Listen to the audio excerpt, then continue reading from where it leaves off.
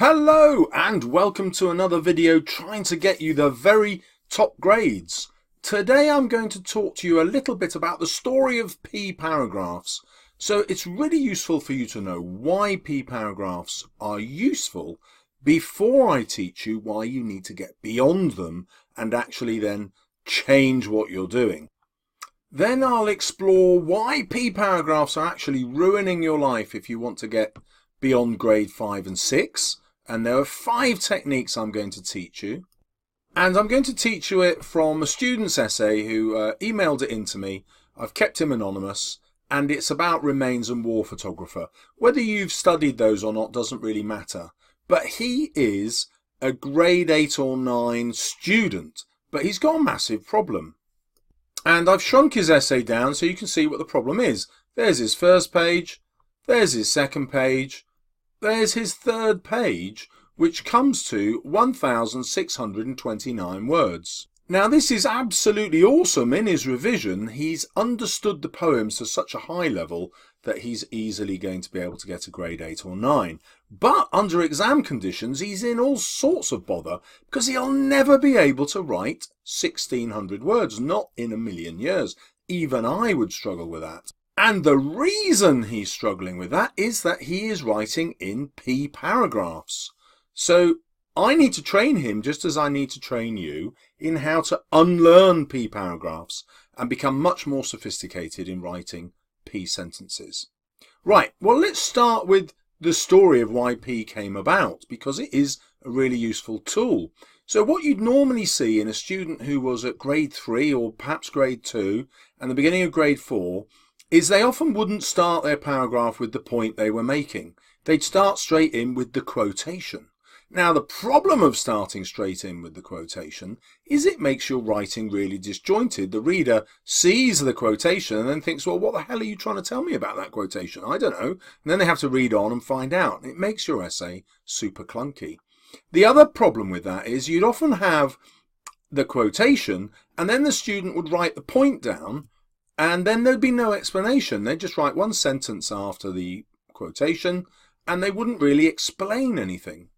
So to overcome those two problems, teachers decided, well, I know, we'll come up with the structure of the P paragraph where you actually write out your point first, then you introduce your evidence that backs up that point, so usually a quotation, but often just a reference to something that happens in the text, and then you'll explain what that evidence shows and how it proves your point. Well, that sounds really brilliant, doesn't it? And you can get quite sophisticated with this. As you can see with this teacher's help sheet here, you sum up the main idea of your paragraph, then you provide your evidence, and then you start going for these questions in your head. Why is that quotation significant? What effect does it have on the reader? What technique has the writer used, and why have they used that technique? And then you can even learn some vocabulary. So when you get to your explanation, if you write this shows or this suggests or this implies, you know that you're writing a proper explanation. Well, job done. That is the story of P, and it solved a massive problem. It meant that students could easily get up to grades 5 and 6. If they used this vocabulary and they simply wrote enough paragraphs, they'd get the grade. Hurrah! Now, other teachers thought, well, I can solve this problem a different way. I'm going to teach my students the hamburger approach. So it's still P, point, evidence, explanation, but I'll give my students a lovely little picture and show them that the point is like the top bun and the evidence is like the middle bun and the explanation, the middle patty and the filling, and the explanation is the final bun. But then a new problem happened, and it was the limitations of the explanation. What you'd find is students would write only one sentence about the explanation, which would limit the detail that they talked about and would limit how far they evaluated or how far they analysed. And so P paragraphs became a bit of a barrier. So the hamburger teachers went away and said, well, let's give them a deluxe hamburger paragraph. So you've got your topic sentence, which is your point. Then you've got your evidence, your supporting sentence. And then you might have one level of explanation and then a further level of explanation and then a sentence which summed up what you'd proved. And then you'd have a really detailed explanation and you'd get really high marks, which was true. That was a really good way of teaching the paragraph. Other teachers said, no, I don't want hamburgers. I'm going to tell my students to make their point and then explain it and then to analyze it. And when they analyze, they'll write more and get the higher mark. But this presented a new problem. What does analyze mean to a student? And so many teachers thought, well, we'll add on an L for language. And so if we teach our students to zoom in on a word in the language of the quotation, then they will be analysing and therefore they will get the marks. Okay, well, why is that a problem? Well, let me show you from our student's example. So he's written a brilliant P paragraph of 91 words that will score him very highly in the exam. Let's read it and find out why. Armitage brings the idea early on that war and the violence that soldiers are exposed, that should be 2, I'll put that in, can be disturbing. This is contrasted with the end of the poem where the soldier says that he holds the man in my, meaning his, he's correctly put that in brackets, bloody hands. So far we've had the point, then we've had the evidence, now we're getting the explanation. The use of the pronoun my instead of we can suggest that the soldier no longer feels as if there is a collective responsibility. There's his P paragraph up to there, but he's a brilliant student, so he's going to add an extra bit to his explanation here. And feels that he is fully to blame. Brilliant, there's his extra explanation, but he's a brilliant student, so he's going to add an extra explanation here.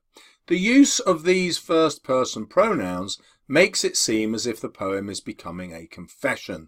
So he's got 3 parts to his explanation. He is on for a very top grade. Just going to change that now to 92 words. Well, what's the problem, Mr. Salles? He's on for a top grade, isn't he? Yes, he is. However, how many quotations is he going to be able to look at in his exam time?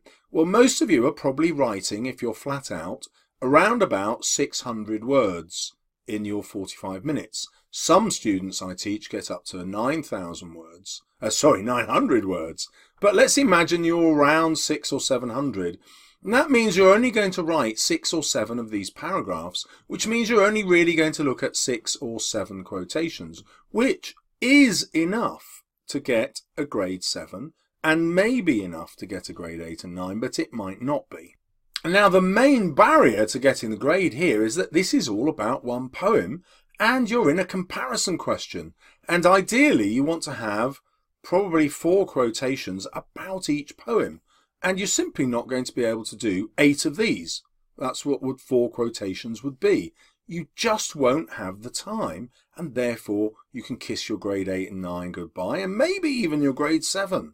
Okay, let's now look at the solution. The solution is to write in P sentences rather than P paragraphs. And all that means simply is that you take all the elements of P, the point, the evidence and the explanation, but you try to put that in one sentence. Well, how do you do that, Mr. Salles? I'll show you, but I'll tell you first. You get rid of any ideas which are repeated. You get clever with your vocabulary and tries to find a word which will replace more than one word in the paragraph. I'll show you that. Then you do this thing that you won't have been taught yet, don't worry. It's called nominalization. What that means is you take a noun and put that in place of some verbs. And I'll show you how to do that so you understand it. But the noun will tell you much more than all the verbs that you're writing in your paragraph. And then you don't need to keep spelling out the name of the poem and the writer. That's just clunky. So let's have a look at how that will work. So I've taken this 92-word paragraph and I've condensed it down to 40 words. In contrast, by the end of the poem, this initial turmoil is replaced by the soldier's full acceptance of blame, confessing that he held the looter's life in my bloody hands. So the pronoun my emphasizes his shift from collective responsibility. So all the ideas from there, that he was blaming others, that he had inner turmoil, that he's writing it as a kind of confession, and that he's now this pronoun reveals that he's now accepting that it was his responsibility and not everybody else's. And so those are all the ideas in there. I haven't lost anything. I've still got the same quotations. Well, how did I get there? Okay, let's go back up here and see. So the first sentence I've got rid of. Armitage brings the idea early on that war and the violence that soldiers are exposed to can be disturbing. How did I know I could get rid of that? Well, it's because of what he wrote in the previous paragraph.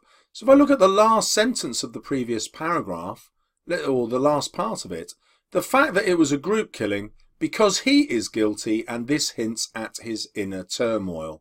So I have already said, through his inner turmoil, that it is disturbing. So I don't have to say that again. Moreover, I can now start with inner turmoil in my next sentence, which shows the examiner I'm linking this paragraph to what I said in the paragraph before. Okay, now I've got this is contrasted with the end of the poem, and I can easily reduce that by saying in contrast by the end of the poem. Our student has written where the soldier says that. Well, I don't need to say the soldier says that, because the whole poem is what the soldier says. Therefore, I don't have to keep saying that. He then goes on to explain that this is a confession. Down here, the poem is becoming a confession. Well, I don't need to say it's becoming a confession and that he says this. I can just say he's confessing. And that tells us both that he's saying it and that it is a confession. So it's really easy to get rid of all that repetition in there. And you can see our student had the pronoun here and the pronouns there. Well, I don't need to repeat that. I can just say it once. There it is. So the pronoun my emphasizes his shift from collective responsibility. So before this, I was in deep trouble. I needed to write about at least 8 quotations, which meant I needed to write 9 paragraphs like this, which meant I'd need to get between 8 paragraphs like this, which means I'd need to get to nearly 800 words in my exam. And if you're stuck at 600 words, well, then you're in deep trouble. However, if I'm writing 8 points like this, then I only need 8 times 40, which is less than 400 words. And now that's phenomenal, isn't it? That means I could write an 800-word essay in 400 words or fewer. Now, what does that mean? Well, it means you're still going to write 600 in the exam. So instead of writing about 8 quotations, you can suddenly write about 9, 10, 11 or 12. And suddenly the examiner has to give you loads and loads of marks, because you're still explaining your evidence and you're still making your points. So you're making many more points that score, many more explanations that score, and you just won't be able to resist getting at least a grade 7. So this skill is absolutely vital. Okay, this even works in the introduction to the essay. So let's look at our student's introduction.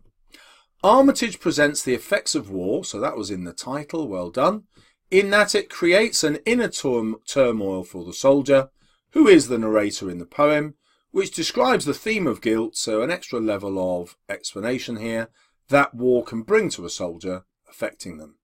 Well, I can compress that really easily.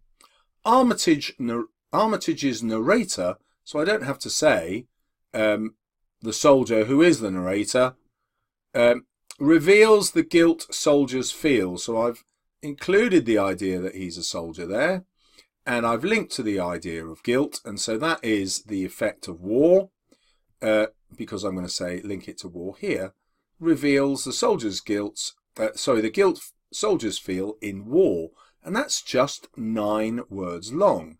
Have I said it affects them? Yeah, obviously, because that's what they feel, so that word did that.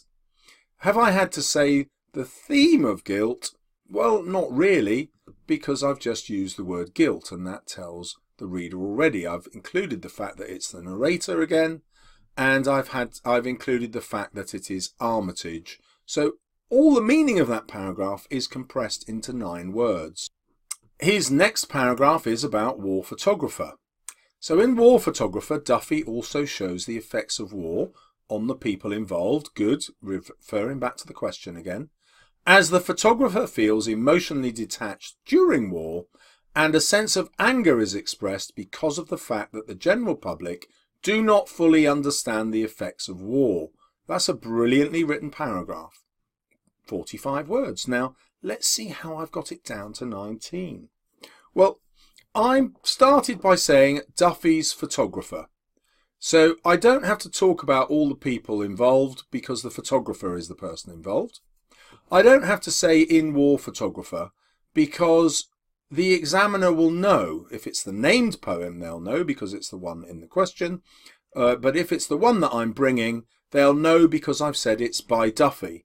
And there is only one poem by Duffy in the anthology, and therefore it must be the War Photographer. I don't have to keep writing that out. I've kept the idea that he feels emotionally detached during war and that he's angry at the public. But what is he angry at the public about? Well, because they do not fully understand, well, I can just replace that, nominalize it, okay, take my verb, turn it into a noun, so it's the public's misunderstanding of war's effects. And so I've got rid of all those words just by nominalizing, turning my verb into a noun. I don't have to talk about the general public, I can just call them the participants, because that is the general public. Sorry, I've got confused there. I've taken the word participants here to talk about the people involved. So again, a choice of vocabulary will replace loads of words. Participants means the people involved, so I can compress my meaning down really quickly. I don't have to say it's the general public because that's what the public is. There isn't an ungeneral public, so it's a use of words I don't need. And what you'll see here is that we can reduce what we need to. That's gibberish, isn't it? What you can see is that we can reduce the number of words that we need simply by practicing these techniques. Okay, let's test this one more time. The soldier in Armitage's poem Remains experiences a feeling of guilt, and this is established in the second stanza with the repetition of 3 and all. So how have I reduced that bit? Well, I don't need to say that the soldier is in Armitage's poem and that the poem is called Remains. I can just say Armitage's soldier. Again, there's only one poem in the anthology by Armitage, and therefore the examiner knows who I'm on about. They know that the soldier is in the poem because I've said this is the soldier that belongs to Armitage, and so no problem. I've also worked out that he's jumped into giving us the quotation too early before giving us the point. So I've shifted the point here about the group's decision to kill. And let's see what it looked like in the student's essay. By doing this, the soldier in the poem is trying to ensure that the reader of this poem knows that it was not just him who murdered this man, but he keeps trying to shift the blame and regurgitate the fact that it was a group killing. Well, that's great, but it's very, very long. Can I compress the idea that it's he should be to blame, but he's blaming the group? So yes, I can just say to shift the blame to others, and if he's shifting the blame to others, that means he must be avoiding the blame on himself. And so I don't have to spell that out because the word shift already means that. Because the examiner will read this and think, well, what's he shifting the blame from? If he's shifting it to others, all right, what's the opposite of others? That must be him.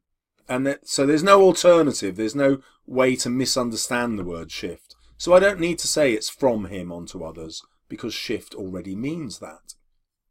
You see how easy it is once you practice. You'll get better and better at this. Okay, then he's got the third idea. Because he is guilty, and this hints at his inner turmoil. So then I could just have, but this attempt hints at his inner turmoil.